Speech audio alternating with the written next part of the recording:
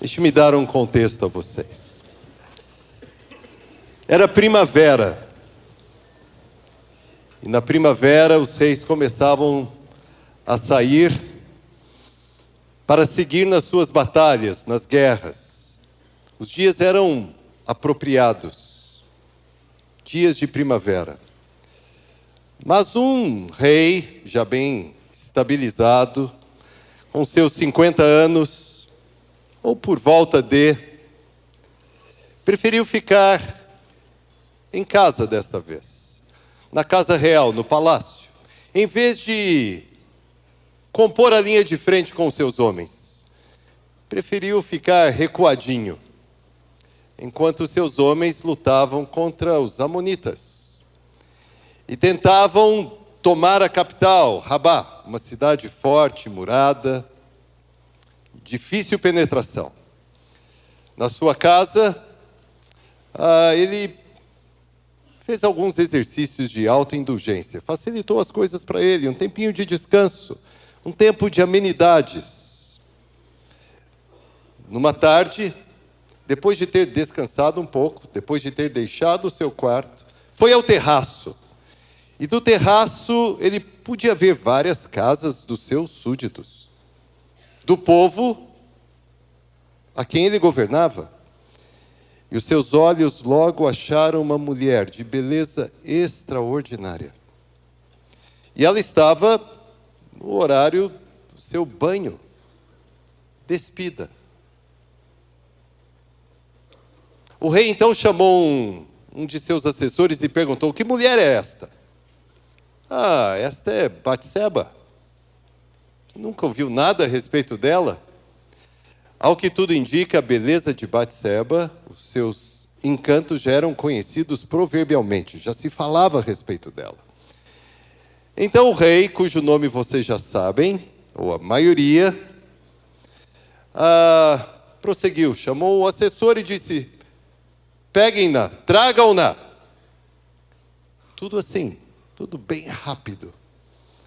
Nada de forma polida, tudo de forma direta. Tragam-na. E Batseba foi colocada na câmara real para uma tarde de amor, entre aspas. Melhor colocado, uma aventura sexual do rei. Bem, ela rapidamente se preparou depois e voltou para sua casa. Aqueles eram dias em que ela estava fértil. E o texto bíblico indica isto. Depois de algumas semanas, no máximo um mês, as notícias chegaram ao rei. Por parte dela, estou grávida. O rei, acostumado a resolver questões diplomáticas ou mesmo administrativas, pensou numa solução. Mandou que o marido daquela mulher, que estava na frente de batalha, nessa operação de conquista a Rabá, fosse chamado. Chame o marido de Batseba, Urias, eu preciso ter notícias, eu quero saber como que a guerra está correndo. Este era o pretexto. E ele conheceu este homem, Urias, hitita, alguém que havia sido como que naturalizado israelita. Já fazia parte do povo, era um guerreiro, um homem decente. Deu as notícias ao rei. E disse: bem, já que você está aqui, vá à sua casa e descanse um pouquinho. Vá lá, tenha, nas entrelinhas, tenha uma noite de amor com a sua esposa. Porque o rei pensara: bem, se ele dormir com ela, quando a gravidez prosseguir, ele entenderá que o filho... Bem, vocês já sabem, né? Mas aquele homem se negou a ir para a sua casa. Dormiu na porta do palácio, junto com os guardas do rei. E aqui nós vemos, não é, o contraste. O rei preferira dormir só e ter espaço para uma aventura. Enquanto este homem, este guerreiro, não quis dormir com a sua mulher, de fato, porque ele julgava isto indevido, já que os seus companheiros estavam no calor da batalha. Ora, nenhum deslize assim ocorre repentinamente. Algumas concessões já tinham sido feitas. Provavelmente a harpa de Davi, o adorador, estava empoeirada. E até mesmo as suas armas colocadas de lado. A sua relação de profunda intimidade com o Senhor agora já não existia mais. Uma pequena concessão, uma segunda, e então uma distração, e uma mais perigosa, até uma perigosíssima. Uma batalha terrível. Talvez mais terrível do que aquelas enfrentadas no campo. Ele já havia sucumbido. E agora pensou num outro plano. Presenteou Urias. E já que ele não se deitara com a sua mulher, escreveu uma carta para o chefe do seu exército, o temível Joabe. Percebam o nível de comprometimento. O rei se comprometeu com aquele homem que chefiava o exército. E percebam só a perversidade. Urias seria o portador de uma carta cujo texto traria a trama que culminaria na sua morte. Foi isto mesmo. O rei pediu a Joabe que posicionasse Urias, o esposo de Batseba, de tal forma que ele morreria pela mão de amonitas. Isto de fato veio a acontecer. De acordo com o texto, para abreviar a história, depois de ter pranteado a morte de seu marido,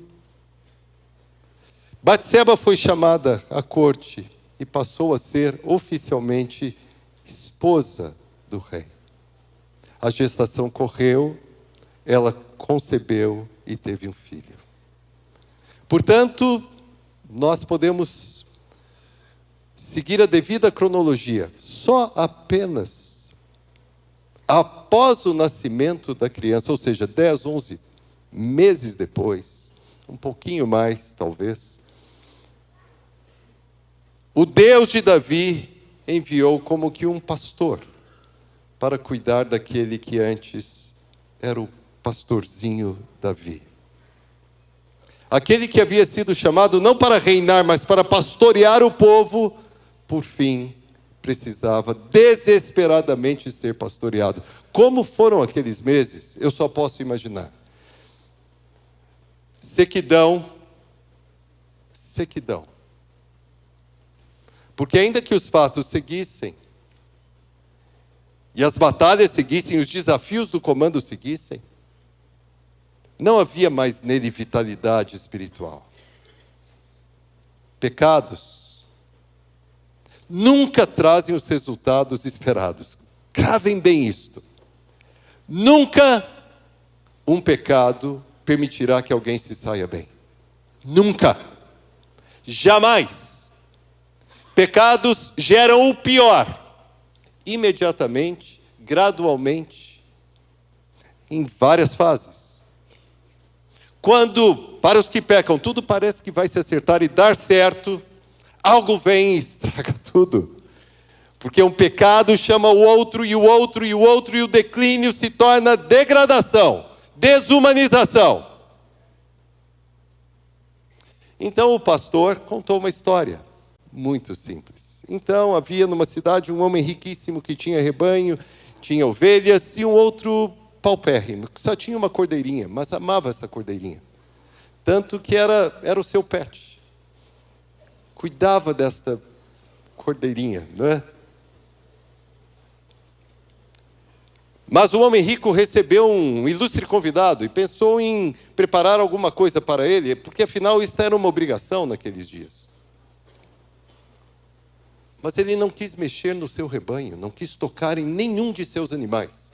Ele preferiu tirar a cordeirinha daquele homem pobre, sacrificá-la, matá-la e prepará-la para oferecer ao seu convidado. E foi isto que aconteceu. Ao ouvir a história, o rei foi tomado de indignação, depois de ira, quase fúria. Este homem precisa ser morto. Ele precisa restituir tudo. Então ele ouviu dos lábios de seu pastor: você é este homem. Vou usar o nome dele. Davi, você é este homem. O que até então era um dilacerante processo de remorso, em que ele revia tudo o que ele havia feito, agora, depois desta palavra pastoral e da ação do Espírito de Deus, passava a ser um processo de arrependimento. O pastor foi além. Deus diz para você: ouça bem, eu dei tudo a você, tudo o que você precisava. Mulheres, você teve muitas. Eu dei a você a casa de Israel, eu dei a você a casa de Judá. Por que você desonrou a mim? Desonrando a minha palavra. Por que você desprezou os meus mandamentos? Por quê? Eu poderia ter dado a você muito mais. Algumas confissões, alguns acham que confissões precisam ser muito longas.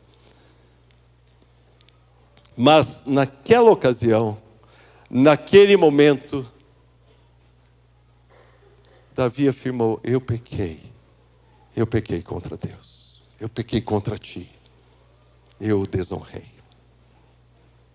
Bem, como muitos de vocês sabem, os resultados daquele processo de degradação, daquela rota de pecados, acompanharia Davi por toda a sua história.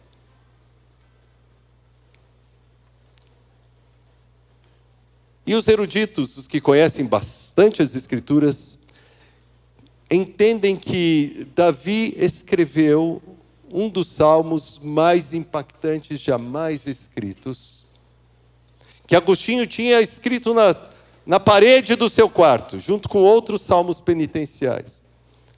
Exatamente após, ou até mesmo em um intervalo, após a visita de Natã, o pastor. Este salmo começa com confissão aberta. Uma confissão que expunha o pecador de forma completa e clamava pela ação da graça, da bondade, da benignidade de Deus. Davi conhecia as suas transgressões, a sua iniquidade, o seu pecado, e queria ver-se purificado, livre. Ele desejava que Deus apagasse o que ele havia feito. Mas depois da confissão, há alguns pedidos de Davi. E nós vamos usar este tempinho que temos para revisar estes pedidos que Davi fez ao Senhor. E eu quero pedir a vocês agora, que enquanto estudamos os pedidos de Davi, vocês estejam bem atentos. Alguns versículos, não muitos. 6 versículos do Salmo 51. Localizem o Salmo 51. Não será difícil para nenhum de vocês, eu creio. Eu vou ler a partir do versículo 6. Aliás, vou ler a partir do versículo 7. Nós vamos cobrir uma sessão inteira de um salmo que é importantíssimo. Há muito do evangelho nesse salmo, da mensagem da cruz, o perdão de Deus. Mas o que é mais importante é o que um homem honestamente arrependido mais desejava. Alguns, em processos semelhantes, não se arrependem. Fingem que se arrependem. Encenam, teatralizam, mas não se arrependem. Vamos ao encontro de um homem que se arrependeu e esperava algo completamente novo na sua vida. Purifica-me com hisopo e ficarei limpo. Lava-me e ficarei mais alvo que a neve. Faz-me ouvir júbilo e alegria, para que exultem os ossos que esmagaste. Esconde o rosto dos meus pecados e apaga todas as minhas iniquidades. Cria em mim, ó Deus, um coração puro. Cria em mim, ó Deus, um coração puro. E renova dentro de mim um espírito inabalável. Não me repulses da tua presença, nem me retires o teu Santo Espírito. Restitui-me a alegria da tua salvação e sustenta-me com espírito voluntário. Bem, eu já disse a vocês que este salmo é riquíssimo. Ele tem cerca de 20 imagens ligadas a perdão, a purificação, a reconciliação. As frases, embora pareçam semelhantes, todas elas empregam uma conotação diferente e específica. Purifica-me com hisopo. O hisopo era uma planta. É uma planta. E geralmente os galinhos eram amarrados para que um feixe fosse formado. E os sacerdotes, isso está claro no Antigo Testamento, nas práticas apresentadas em Levítico, que como que um pincel, uma brocha, feixe era usado para aspergir sangue, como um sinal de purificação. Era o que Davi esperava. Ele esperava essa purificação completa. E no caso dele, e em todos os casos, não seria meramente exterior, mas sobretudo interior. No íntimo, ele desejava esta pureza. Lava-me. Ele precisava de um banho. Novamente. Não que atingisse o corpo, embora também incluído, mas ele queria se sentir lavado completamente. Ele queria ver-se livre da imundícia, das sujidades, ele queria ver-se limpo de novo. Isto faz com que deduzamos o seguinte, que ele se via marcado de manchas, de máculas. O pecado faz isto. O pecado mancha, suja, e depois causa apodrecimento. Incrível, não é? Como o pecado tem este poder de degenerar um ser humano, de deformá-lo, e de sujá-lo, de contaminá-lo, de poluí-lo. Davi queria passar por um processo de descontaminação. E ele cria que só Deus poderia fazê-lo. O pecador não tem condições de resolver sozinho a sua questão. Seres humanos não limpam a si mesmos, não purificam a si mesmos, não tratam de si mesmos. Clamam a Deus e esperam na multidão das misericórdias de Deus. Só o Senhor pode tratar o penitente, só o Senhor pode tratar o pecador. Só o Deus a quem servimos pode tratar a mim e a cada um de vocês. Só Ele. Faz-me ouvir júbilo e alegria. Por quê?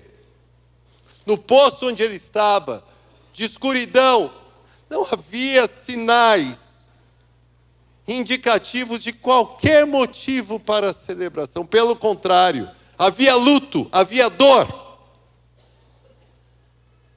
Havia choro e lamentos.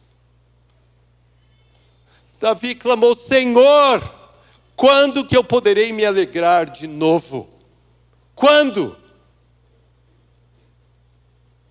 Os ossos que esmagaste. Os ossos, geralmente nas Escrituras, são usados como uma alusão à psique, a quem nós somos, a nossa alma. A alma de Davi estava esmagada, nós sabemos, não os ossos. Mas ele se via esmagado.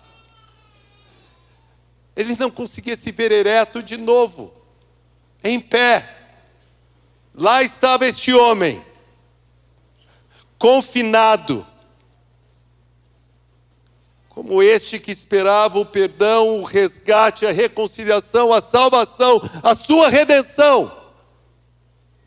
Alguém que se sentia triturado por dentro, esmagado por dentro, mas que precisava de um momento novo. Não era um homem que se auto-justificava. O que estava errado por causa dele, nada por causa do Senhor. Tem alguns que em processos procuram acusar a Deus.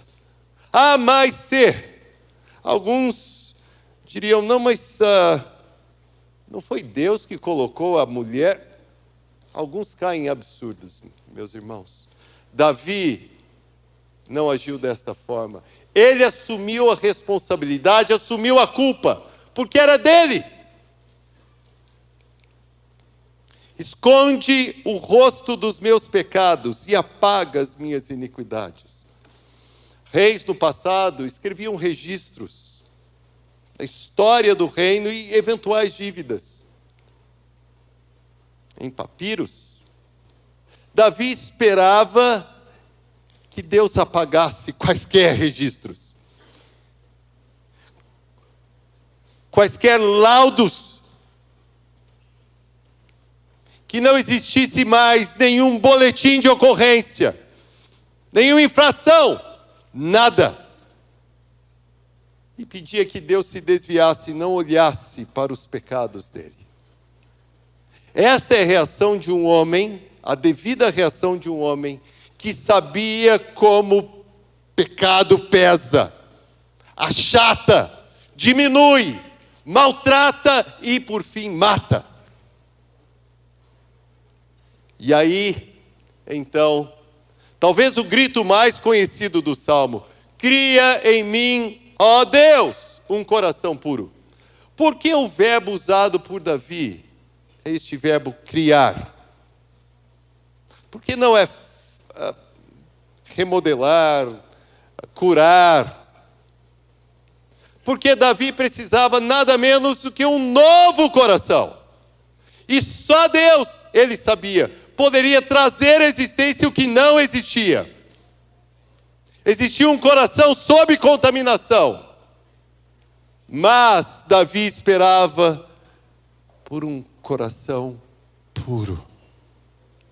Só Deus pode gerar um coração puro.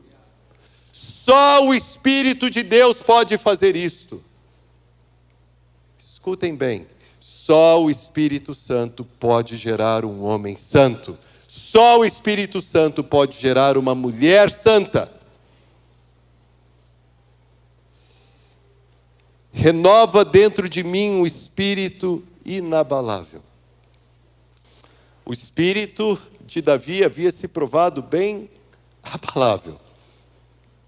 Aquele homem, segundo o coração de Deus, ungido rei pelo próprio Senhor, exatamente por esta razão, agora, depois de toda essa trama, de todo crime cometido, porque, notem bem, houve adultério, antes houve cobiça, Davi cobiçou, adulterou, enganou, mentiu, manipulou, traiu a todos, inclusive o povo, e por fim deu ordens. A morte de Urias, esposo de Batseba, foi tramada, calculada friamente, foi um assassinato. Mas, além de tudo isto, e este é o pecado por excelência, que gera todos os pecados, esta postura arrogante de fazer-se Deus. O poder que ele tinha permitiu que ele decidisse, que ele deliberasse. Davi só dava ordens. Vá, busque, traga, leve, carta. Alguém que achava que não daria contas a Deus, que poderia agir sem que Deus o observasse. Meus irmãos, minhas irmãs, Deus sabe de tudo a meu respeito e a respeito de cada um de vocês. Não há nada que nós possamos fazer de forma oculta. Alguns dirão, mas a minha vida eu cuido dela, Não, ninguém. Não, mas eu mando, mesmo aqueles que acham que mandam e desmandam, todos prestarão contas a Deus. Que seja agora, que seja hoje, que seja imediatamente, porque ninguém pode desprezar a Deus, desprezando a sua lei, os seus mandamentos, os seus desejos, os seus desígnios. Deus precisa ser ouvido, a sua palavra precisa ser observada, precisa ser seguida, precisa ser temida. Renova dentro de mim um espírito firme, constante, porque não basta ter um coração puro por algumas horas, por alguns dias, por algumas estações. Davi teve. Mas o espírito precisa ser inabalável, resiliente, resistente, perseverante. Não me repulses da tua presença, nem me retires o teu Santo Espírito. Por que Davi fez também este apelo? Porque ele sabia bem o que havia acontecido com seu antecessor, com Saul. Deus havia retirado o seu espírito de Saul. E Davi temeu que o mesmo pudesse acontecer com ele. E o que é um homem sem o Espírito de Deus? O que é um ser humano sem o Espírito de Deus? Não há vitalidade. Pode haver casca, pode haver aparência, mas não há vida. Seres humanos só têm vida espiritual e vitória espiritual pelo poder do Espírito de Deus. A sessão termina com esta busca novamente por alegria, mas a alegria da salvação. Senhor, eu fui salvo por ti, não fui? Me devolva aquela alegria. Me devolva aquela alegria. E sustenta-me com o espírito voluntário. O espírito voluntário, pronto para obedecer. Eu quero chamar a atenção de vocês para algo importante nesse texto. Apenas nesta sessão que eu li, o espírito de um ser humano é mencionado 2 vezes. Davi se refere ao seu espírito no versículo 10. Renova dentro de mim um espírito inabalável. E no versículo 12, sustenta-me com um espírito voluntário. Um espírito inabalável e um espírito voluntário. Deixe-me repetir o que isto significa. Um espírito inabalável, firme, constante, fiel, confiável, seguro. Um espírito que não sucumbiria diante de tentações. Meus irmãos, como nós precisamos pedir isto. Muitos apresentam a sua jornada espiritual como uma jornada de altos e baixos. Eu já ouvi isto inúmeras vezes. Não é este o plano. O Senhor não nos chamou para Ele mesmo. Toda a obra de redenção, tudo que o Senhor Jesus fez, não fez apenas para que nós vivêssemos em altos e baixos, mas para que dentro de nós houvesse este espírito resoluto. Não, eu vou seguir ao Senhor. Eu vou seguir ao Senhor. Nada vai me demover. Jó, um livro que passou a ter ainda mais importância para mim, registra uma declaração daquele que serviu a Deus como poucos. Jó declarou: fiz aliança com os meus olhos, como que eu os colocaria em direção ou sobre uma donzela, uma virgem? Davi fez isto. Não havia feito aliança com os olhos. Aqueles que têm um espírito inabalável são estes que fazem uma aliança com os olhos e não olham para quem não devem olhar. Não ambicionam o que não devem ambicionar. Não cobiçam. Não tramam. Não arquitetam. Mas são íntegros. E permanecem íntegros diante do Senhor. Não fazem concessões. Não saem no terraço no meio da tarde. Não deixam as suas ocupações. Não facilitam. Como Paulo escreveu na carta aos Romanos: não facilitam para a carne no tocante aos seus desejos, às suas concupiscências. E o espírito voluntário. Seres humanos geralmente preferem desobedecer. Geralmente. Não estão prontos para obedecer. Obediência é algo vital nas Escrituras. Há textos e textos, livros inteiros, como o livro de Deuteronômio. Qual o tema? Obediência.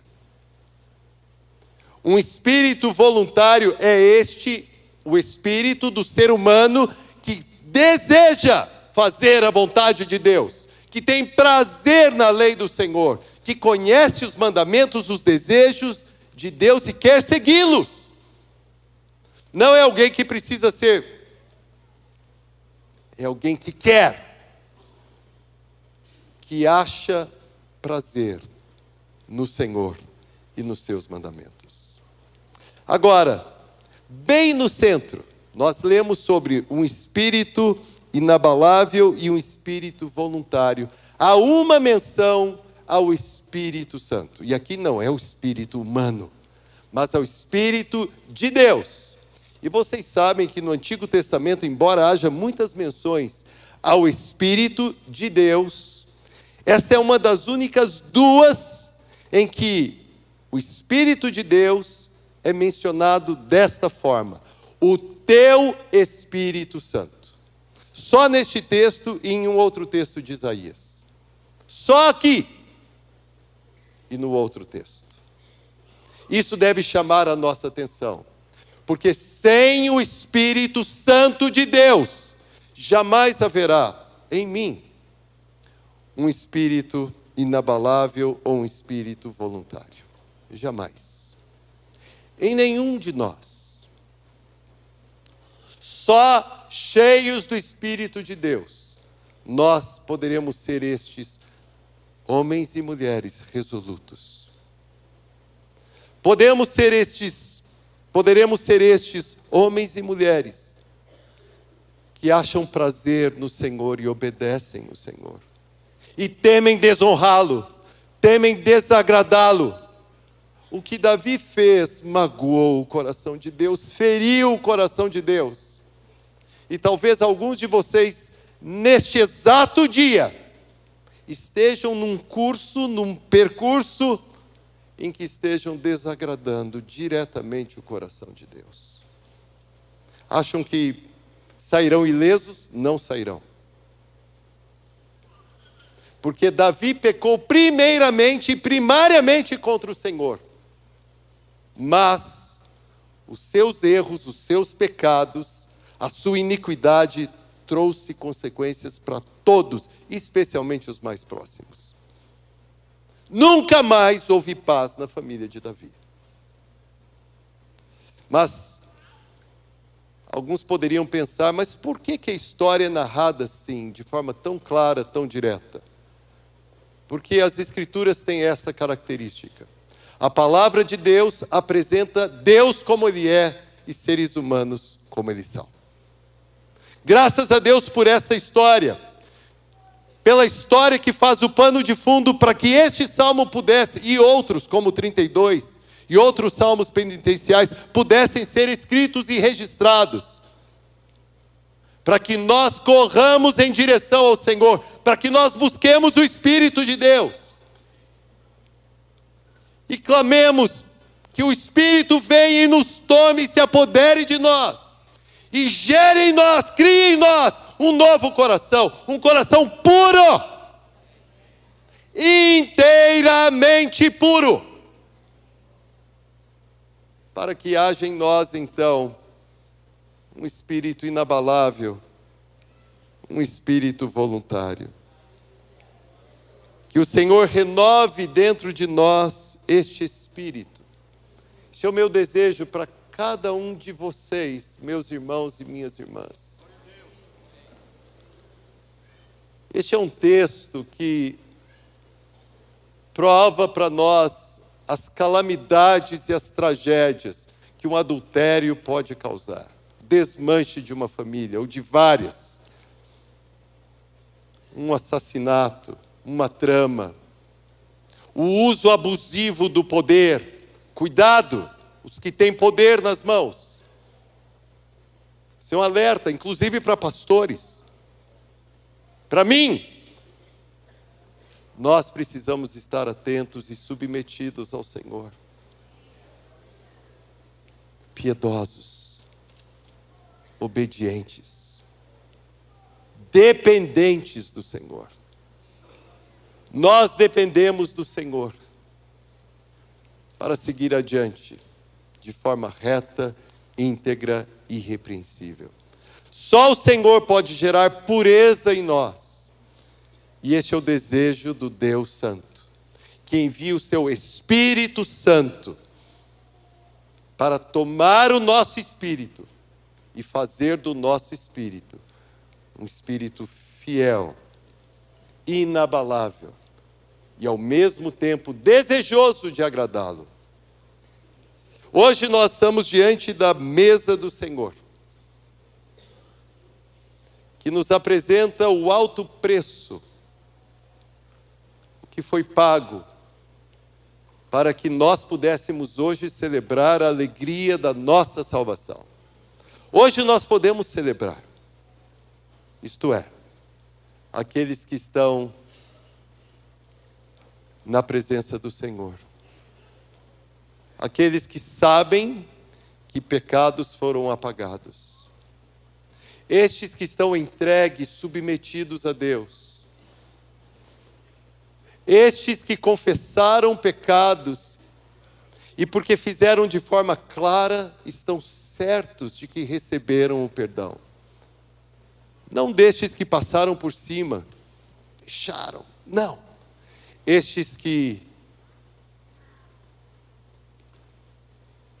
fizeram toda a exposição que precisavam fazer ao Senhor. E estes que seguem clamando, cria em mim, ó Deus, um coração puro. Traga à existência um coração puro. Deus pode fazer isto. Deus deseja fazer isto. E por que não usar esta oração de Davi, o rei penitente, aquele que havia falhado como rei, como servo, como homem, mas que na sua confissão foi a Deus e provou-se por meio dela, por meio da sua autenticidade, honestidade, intensidade, um homem segundo o coração de Deus. Eu quero fazer um convite nesta manhã para os que não têm restrições. Gostaria de chamá-los para que nos posicionássemos diante de Deus, como devemos fazê-lo. Vamos nos ajoelhar. Vamos fazê-lo agora.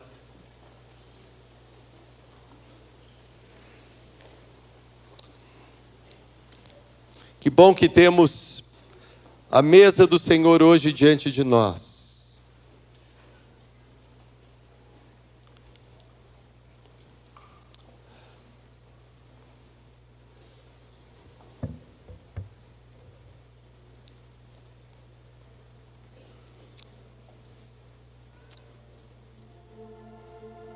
Compadece-te de nós, ó Deus, segundo a tua benignidade e segundo a multidão das tuas misericórdias. Querido Deus e Senhor, amado Pai, nesta manhã, impelidos pela tua palavra, nós corremos para o Senhor. E alguns correm agora velozmente porque esperam receber o teu perdão. Mas, Senhor, conduza-os em um momento em que poderão se expor, falar com o Senhor, confessar que pecaram contra o Senhor e talvez contra outras pessoas. Confessar que corromperam relações, que manipularam pessoas, que abusaram do poder, usaram o dinheiro ou a posição para agir de forma ilícita e incorreta.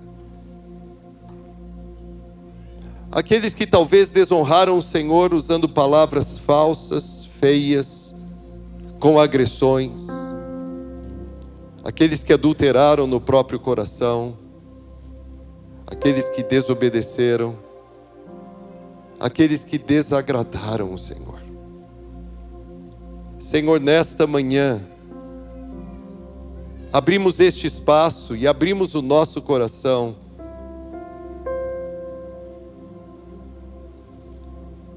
para reconhecer que contigo está o perdão, contigo está o recomeço.